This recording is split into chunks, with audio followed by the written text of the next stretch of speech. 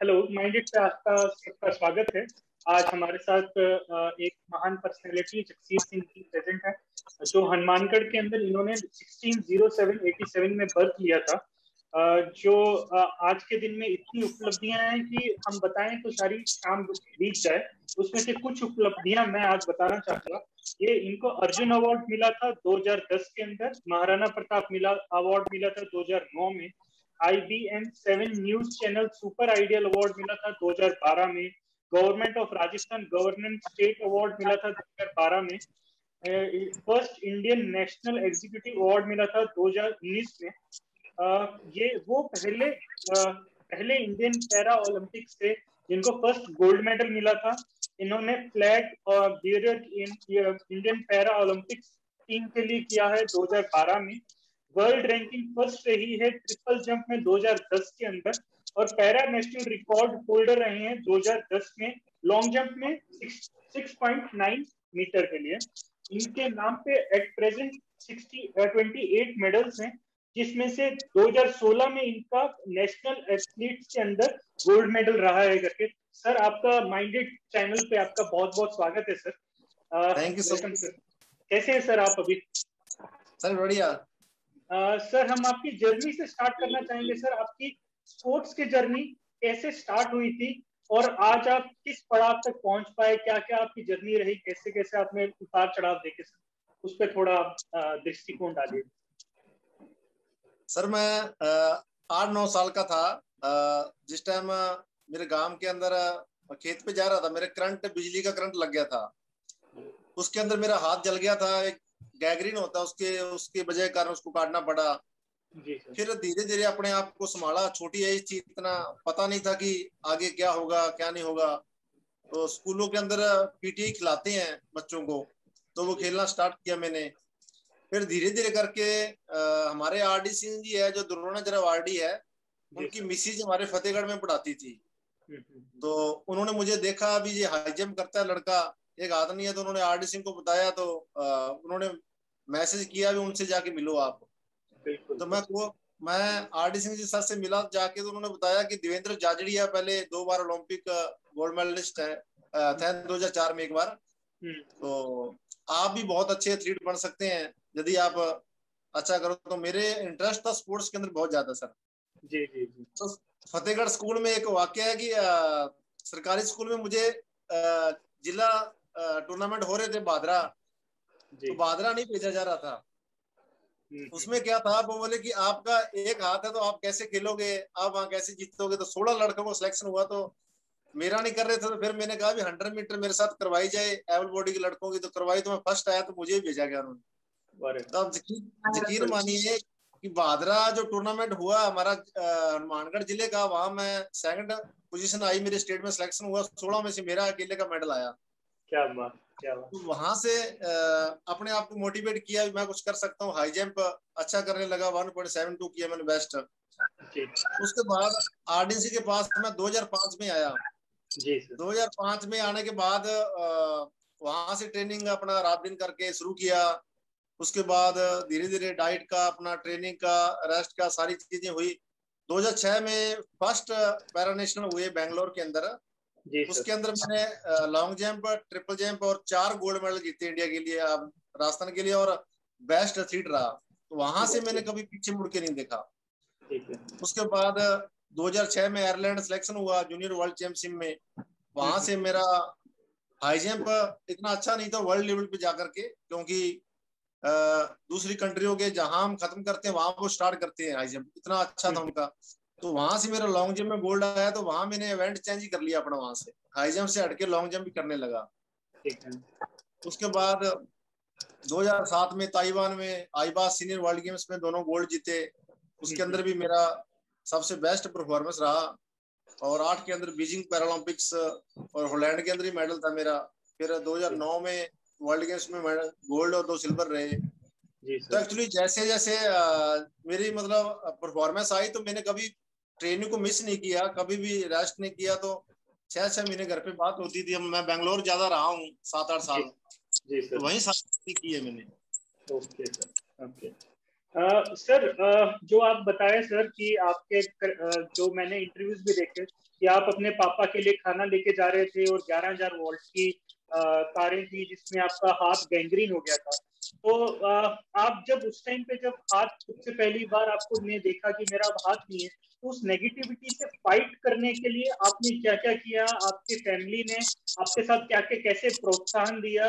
बाकी सबको जो नेगेटिविटी बोलते थे लोग आपके बारे में करके, उसको पॉजिटिविटी में लेके आने के लिए आपका और आपकी फैमिली ने क्या क्या कर सके, वो भी हम थोड़ा जानना चाहेंगे सर। सर एक्चुअली क्या है कि जो कहने वाले हैं वो अपने ही होते हैं, हमारे घर वाले ही थे हमारे परिवारों में अंदर, जो उनको और तो कुछ नहीं बात आती थी, पर इतना जरूर बोलते थे इसकी कभी शादी नहीं होगी, ये कहा था क्या करेगा कल को, अरे। ये बातें होती थी। मुझे इतना नॉलेज नहीं होता था एक्चुअली, मेरा स्पोर्ट्स के अंदर इंटरेस्ट था, उसके बाद भी मुझे लगा कि सब चीज मैंने एक साइड में किया, कभी ध्यान नहीं दिया ज्यादा। और गांव के अंदर रहा तो खुद को भी एक ऐसे है कि हैंडीकैप होने के बाद अपने आप को संभालना और आगे बढ़ना बड़ा मुश्किल सा काम था, क्योंकि बिल्कुल सर। एक हेरिटेज लगती है मुझे अपना। मैं ना हाथ कॉस्मेटिक बना के रखता हूँ, कभी भी मैं बिना हाथ के नहीं चलता, तो जी अपना सर। क्योंकि मुझे खुद को भी लगता है। तो वहां ऐसी बातें हमेशा होती थी, पर मैं अपना हाई जंप के पोल बनाए मैंने, गांव के अंदर ही ट्रेनिंग करी काफी मैंने। दूसरे जो एबल एबल बॉडी के लड़के थे वो सारे ट्रेनिंग करते साथ, उनसे मैं बेस्ट ही होता था हमेशा। ठीक तो है। जब पैरालंपिक गेम्स के आया तो वहां मुझे लगा कि मैं और अच्छा कर सकता हूँ। मुझे मेरी हाइट अच्छी थी, स्पीड अच्छी थी, क्योंकि घर का सपोर्ट तो इतना था कि वो लोग डिस्टर्ब नहीं करते थे, क्योंकि घर पे काम तो होता नहीं था। तो मैंने ठीक है प्लस सर। वन के बाद मैंने घर छोड़ ही दिया था। ओके। उसके बाद प्लस टू मैंने संग्रिया से किया। तो कभी घर पे रहा नहीं ज्यादा, क्योंकि मुझे गांव में जाने से भी ना नफरत सी होती थी। मुझे ऐसा लगता था लोग मुझे क्या बोलेंगे, क्या मेरे बारे में सोचेंगे। तो वो सारी चीजें मैंने फेस करी, बट गांव को मैंने तभी दिखाया जब अर्जुन अवार्ड आया, तो लगभग तभी गया हूँ मैं, 2 3 दिन के लिए। नहीं तो कभी जाता था दोपहर को जाके वापस आ जाता था। तो इतना उस टाइम लगता था कि लाइफ के अंदर क्या होगा क्या नहीं होगा। बीच में 2008 के अंदर जब बीजिंग में मेडल नहीं आया तो मुझे ऐसा होपलेस सा हुआ। मैंने कहा अभी आगे स्पोर्ट्स करना मुश्किल है, क्योंकि गवर्नमेंट जॉब भी नहीं देती थी, केस वार्ड भी ज्यादा अच्छा नहीं था। तो वीरेंद्र जाजड़िया फिर आया मेरे पास, वो बोला कि नहीं आप गेम के लिए बने हैं, गेम करना है आपको। तो बिल्कुल। वो समझा के चले गए, फिर मैं बीएड करने चला गया। मैंने कहा मैं टीचर बनूंगा। आरडी सिंह जी सर को बोला, मैंने कहा मैंने गेम नहीं करना है। तो एक्चुअली मेरे 4 गोल्ड थे उससे पहले, गेम अच्छा कर रखा था, फिर भी मैंने कहा नहीं आगे नहीं कर पाऊंगा। तो मैं ठीक सर है। मैंने बीएड फर्स्ट डिवीजन से श्रीनगर से 3 महीने लगाए, 4 महीने वहां पे। जी सर। तो 2009 में वापस फिर आया मैं, जून के अंदर आया तो देवेंद्र जाजड़िया फिर आगे बोले कि मैं भी आपके साथ ट्रेनिंग करूंगा। अब क्या करोगे, बीएड तो कर लिया आपने, पेपर एग्जाम हो गया है। जी तो सर। हम लोग फिर ट्रेनिंग पे लग गए। तो वहां वो जी। टर्निंग पॉइंट था मेरा लाइफ के अंदर सबसे अच्छा, उन्होंने जो चेंज किया, क्योंकि उनका आना मेरे लिए बड़ा अच्छा रहा। हम लोग ने 4 महीने ट्रेनिंग किया, फिर हमारा ट्रायल था Bangalore Sai sport authority of India में। जी वहां सर। मैंने 6.78 लॉन्ग जंप किया, और मैंने आई वाज वर्ल्ड गेम्स के लिए सिलेक्शन हुआ मेरा। बेंगलोर ही थे वर्ल्ड गेम 2009 में। Okay sir. तो ओके। जस्ट दिल्ली जो 2010 में कॉमनवेल्थ गेम्स हुए उसके लिए मेरा सिलेक्शन था, तो कैंप में नाम आ गया। हम लंदन के लिए 50 दिन कैंप था, लंदन हम चले गए। सितंबर के करीब हम लोग, नवंबर में वर्ल्ड गेम्स थे। तो उसके बाद जस्ट वर्ल्ड गेम्स में डायरेक्ट बैंगलोर आए हम लोग। वहां जी। मैंने 6.70 मीटर किया और फिर वर्ल्ड गेम्स में गोल्ड जीता। ओके वहां सर। से दोबारा मैं राष्ट्रमंडल खेल जो दिल्ली हुए कॉमनवेल्थ गेम्स उसके कैंप में चला गया, फिर मैं वापस नहीं आया। 2010 में मुझे जुलाई के अंदर दिल्ली के अंदर एशियन ऑल स्टार मीट चल रही थी, वहां पीटी उषा मिली मुझे। जी अशोका होटल सर। में अशोका होटल में रुके हुए थे हम, दिल्ली सारी टीमें वहीं रुकी थी इन्होंने। जी सर। तो मेरा अर्जुन अवार्ड के लिए नॉमिनेट था, तो मैं पीटी उषा से, वो प्रेसिडेंट थे कमेटी के, तो मैंने उनसे मिला। मैंने कहा मैडम जो बेटर लगता हो आपको पैरालंपिक्स का एथलीट उनको ही देना आप, मेरा जी सर। अप्लाई जरूर है। मैंने बीजिंग में ऐसे करके अपनी अचीवमेंट बताई, पर मैंने ऐसा नहीं बोला कि मुझे दिया जाए, जो जी आपको सर। अच्छा लगेगा, जो खिलाड़ी अच्छा लगे। जी। तो दूसरा दिन मीटिंग थी, तो उन्होंने शाम को 4 बजे मुझे पहले ही बता दिया था कि आपका बीजिंग में 7 था, तो आपका अर्जुन अवार्ड हो चुका है। तो ओके। 2 घंटे बाद मुझे पता चला, मीडिया के द्वारा भी वो न्यूज में आया, तो लिस्ट आई तो सारे नामों की। तो क्या था कि एक सब था कि अर्जुन अवार्ड मिलना। उसके बाद मैंने नेशनल कोड किया 2 सितंबर 2010 के अंदर ही। उसके बाद सितंबर के लास्ट वीक में नोटिंगम मैनचेस्टर थे टूर्नामेंट, दोनों गोल्ड जीते। फिर दिसंबर में एशियन गेम्स थे, गोल्ड सिल्वर जीता। तो सारी लाइफ ही चेंज होगी उस, मतलब एक अर्जुन अवार्ड के बाद तो एक अलग ही फील हुआ भी दोबारा फिर गेम करना।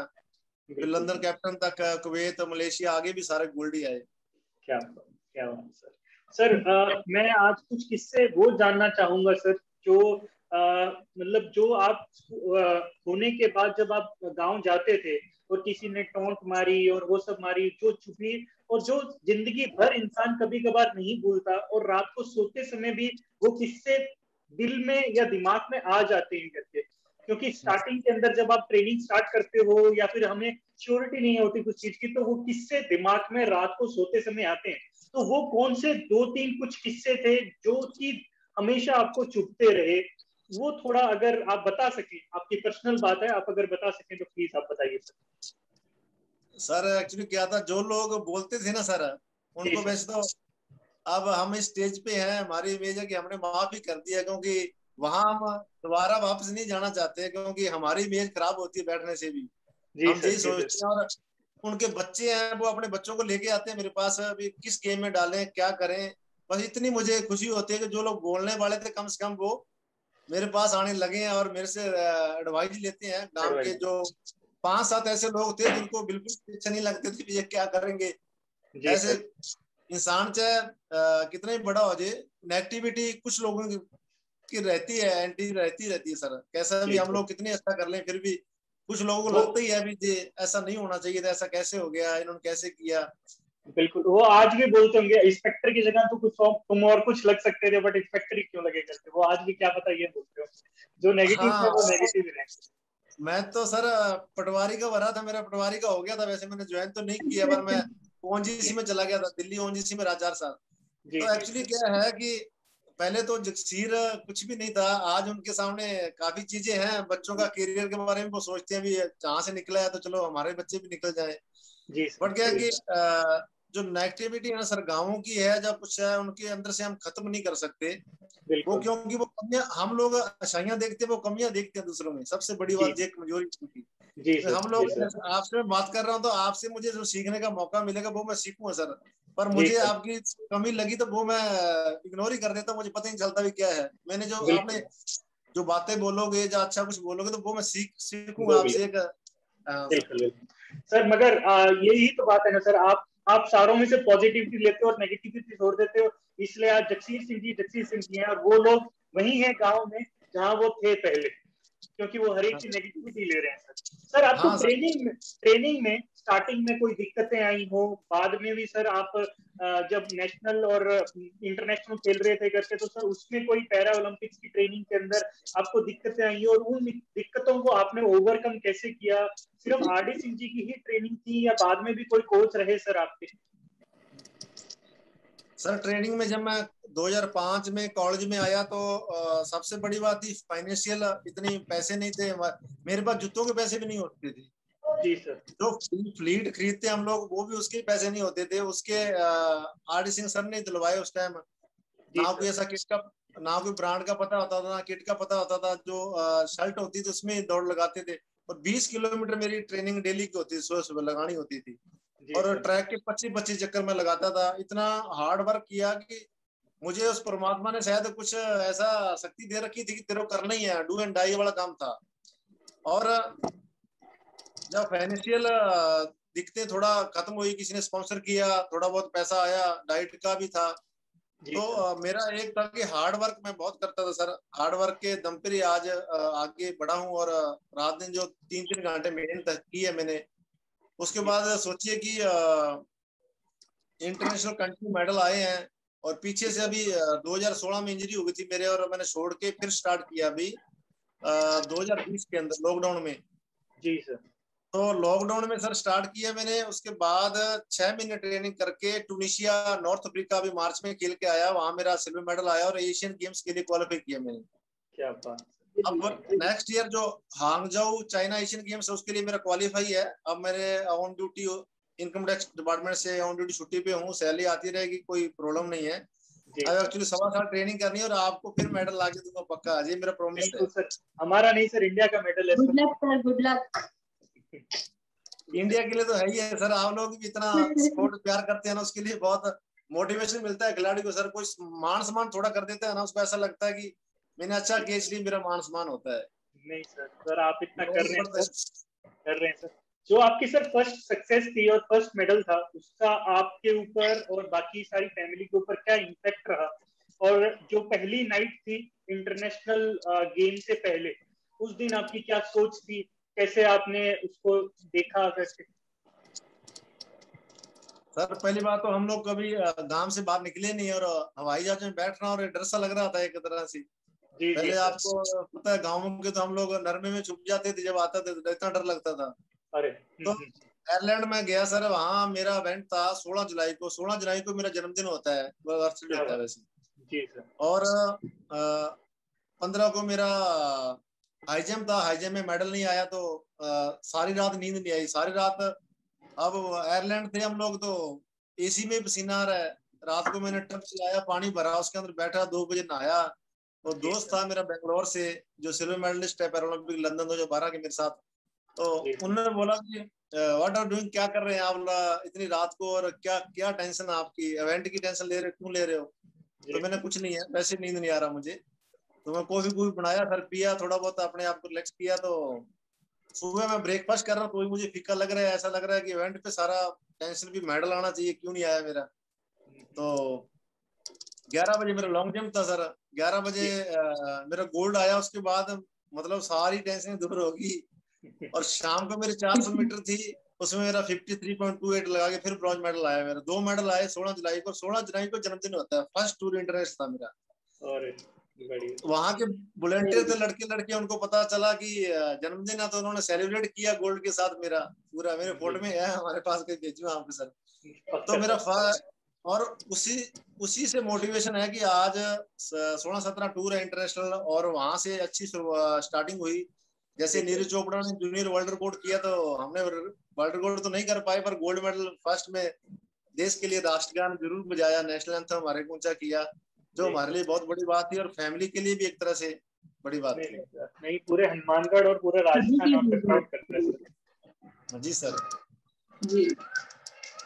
सर, आपने ये बताया करके सर, 2007 के अंदर सर आप होपलेस हो गए थे और देवेंद्र झांझड़िया जी आए थे, देवेंद्र झांझड़िया जी आए थे करके, तो सर आपने उन सारी जो भी प्रैक्टिस जो छूट गई थी, लैक हो गई थी, और एक एथलीट के लिए तो सारी प्रैक्टिस ही इंपॉर्टेंट होती है, तो वो प्रैक्टिस को वापस से ट्रैक पे लेके आना, वो वजन थोड़ा बहुत बढ़ जाता है उसको कम करना, और अपनी नेगेटिविटी को दूर करना करके सर, इस सारी चीजों में आपने अपने आप के अंदर जोश कैसे भरा था? देवेंद्र भाई साहब काफी पॉजिटिव है, वो अभी भी टोक्यो पैरालंपिक जा रहे हैं। वो उन्होंने जी वर्ल्ड रिकॉर्ड थ्रो किया है, अभी उनका गोल्ड मेडल आने की संभावना पूरी है वैसे।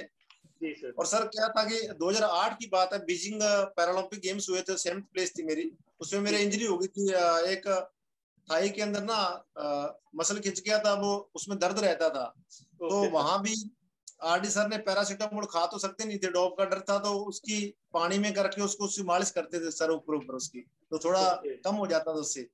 तो वहां मैंने 7th फाइनल में पहुंचा, 7th प्लेस थी। तो उसके बाद 8 में वो लोग आए, तो उन्होंने मेरे पास भी कोई ऐसा रास्ता नहीं था कि मैं स्पोर्ट्स के अलावा कुछ कर पाता, पर मैंने सोचा कि बीएड कर लेता हूँ। चलो उन्होंने समझाया, चलो बीएड कर लो। तो जी सर। सर ने बोला कि 3-4 महीने लगेंगे, पेपर दे के आ जाएगा, उसके बाद भी इसको दोबारा फिर इसका माइंड डाइवर्ट करेंगे, चलो।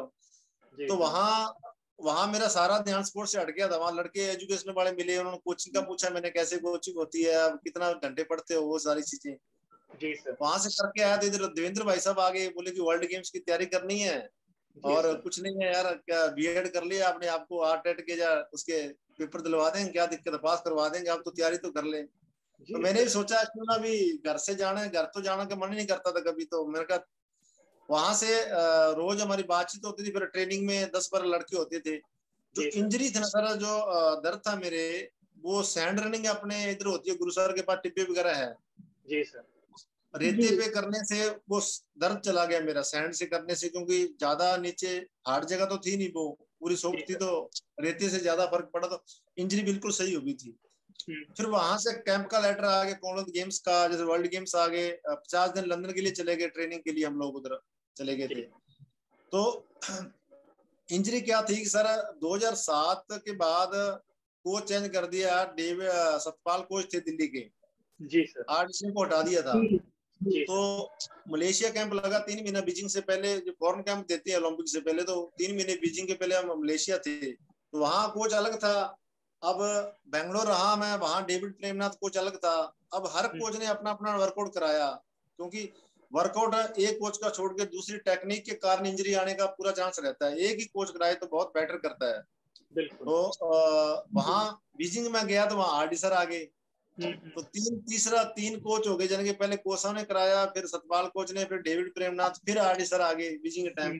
किसी का कुछ समझ नहीं आ रहा था कि किसकी टेक्निक किसने क्या करवाया, सारी डायरियां लिखी पड़ी है। तो जी वहां नहीं तो मेडल कंफर्म था वैसे। लंदन में तो जी चलो मेरे तीनों फाउल हो गए थे ओलंपिक में, बीजिंग में काफी चांस थे, वैसे लंदन में ही चांस थे वैसे। जी तो जे इससे पॉजिटिव क्या है कि मैं अपने आप को ये मानता हूँ, जो लोग कुछ नहीं करते ना सर, वो हैंडीकैप है। जी जी जी जी। तो बहुत ही हम बड़ा जो पॉइंट बोला सर आपने, बहुत ही बड़ा पॉइंट बोला सर। हम इतना रात दिन 3 3 घंटे ट्रेनिंग करते हैं, हम हैंडीकैप अपने आप को मानते नहीं है। जो लोग घर पे बैठे हैं, वो जो कुछ कर नहीं पाते हैं, सिर्फ नेगेटिविटी सोचते हैं, वो लोग असली हैंडीकैप तो वो है सर। बिल्कुल बिल्कुल तो बिल्कुल। सर अगर आज आप एथलीट ना होते तो सर आप अपना फ्यूचर किस जगह पे देख रहे थे और किस जगह पे जाना चाहते थे? सर मैं एजुकेशन में जाना चाहता, मेरा टीचर बनने आपका का सपना था, मैं टीचर ही बनता रुझान। शायद। क्या रेलवे मुझे बहुत पसंद थी, या रेलवे में कहीं ना कहीं मैं जरूर, इतना इतना ही शायद लगता है कि एजुकेशन करके भी कुछ ना कुछ कहीं ना कहीं अभी लगा होता सर्विस। पर रेलवे मेरा सबसे फेवरेट रहा है, मैंने 2 साल किया भी बीकानेर। ठीक है सर। वहाँ फिर छोड़ के अच्छा, ओनजीसी पे आ गया, फिर इनकम टैक्स में आ गया इधर, डायरेक्ट इंस्पेक्टर लिया 2013 में। ठीक।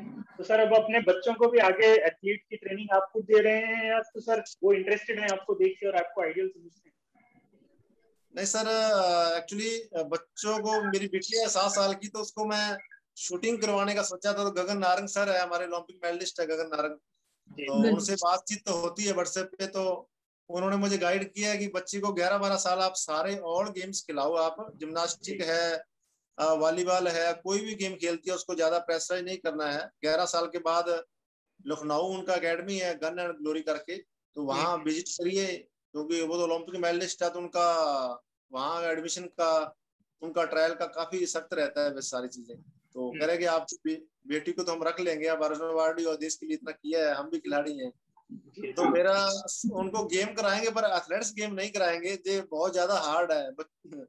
मन ओके। हमने कर लिया, आगे बच्चों को नहीं करवाना। ठीक है दीदी, आप कुछ पूछना चाहेंगे? हाँ जी, हाँ जी। सर मैं पूछना चाहती हूँ कि जैसे आपके लिए मोटिवेशन थे देवेंद्र झाझड़िया जी, तो क्या आप भी कुछ सोच रहे हैं कि मैं भी कोई एकेडमी खोलूं या मैं भी मोटिवेट करूं लोगों को या आपके आसपास के बच्चों को, तो आपके क्या प्लान्स हैं? मैडम आगे यदि मुझे कोई प्लेटफॉर्म मिलेगा, मुझे कोई इनवाइट करेगा, जब बोलने का मौका मिलेगा, तो मैं स्वाभाविक ही ये बात, बहुत सारी चीजें हैं मेरे मन में, क्योंकि जब तक प्लेटफॉर्म नहीं मिलता है तब तक हम बोल भी नहीं पाते हैं। आज जी आपके सामने आपने बात करी है, जूम मीटिंग कई बार हो चुकी है वैसे, जी जी दिल्ली यूनिवर्सिटी की भी होती रहती है, ये इंजीनियरिंग कॉलेज वगैरह भी करते रहते हैं जो लोग इनवाइट।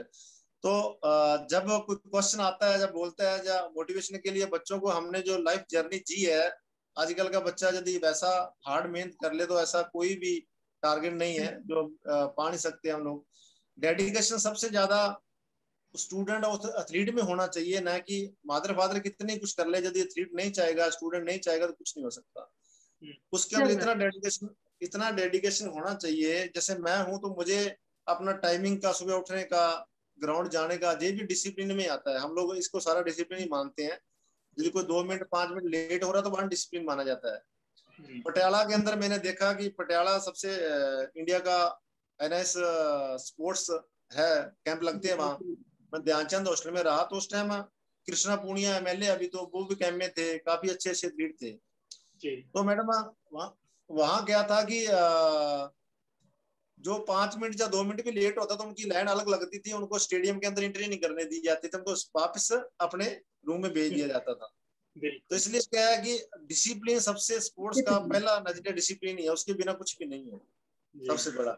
और मुझे यदि किसी स्टेज पे जब बोलने का मौका मिलेगा तो कोई भी फंक्शन हो, प्रोग्राम हो, तो हम लोग एग्री हैं, कभी भी आप बुलाइए, या सर है, हम आने के लिए तैयार है बिल्कुल। बिल्कुल सर। सर आपका सर यूथ के लिए क्या मैसेज रहेगा सर? आप क्या उनको गाइडेंस देना चाहेंगे? आज से ही हम शुरुआत करेंगे, आप कुछ लाइनें सर यूथ के लिए और हमारी इंस्पिरेशन के लिए सर क्या क्या चाहेंगे? सर यूथ के लिए मैं यही कहना चाहूंगा कि खेल को, खेल की भावना और खेल को एक खेल समझ के खेलना चाहिए, उसको अदर वे करके ना खेलें। और दूसरा क्या है, खेलों के अंदर जुड़ने का सबसे बड़ा है कि आप नशे से और दूसरी फ्रेंड सर्किल से, फोनों से, इन चीज से दूर हो जाते हैं आप लोग। एक ऐसे देश के लिए, जैसे आर्मी है हमारी, उसके लिए, हमारे देश के लिए कितना करते हैं, खिलाड़ी भी तिरंगे को उसी तरह फहराता है उसको।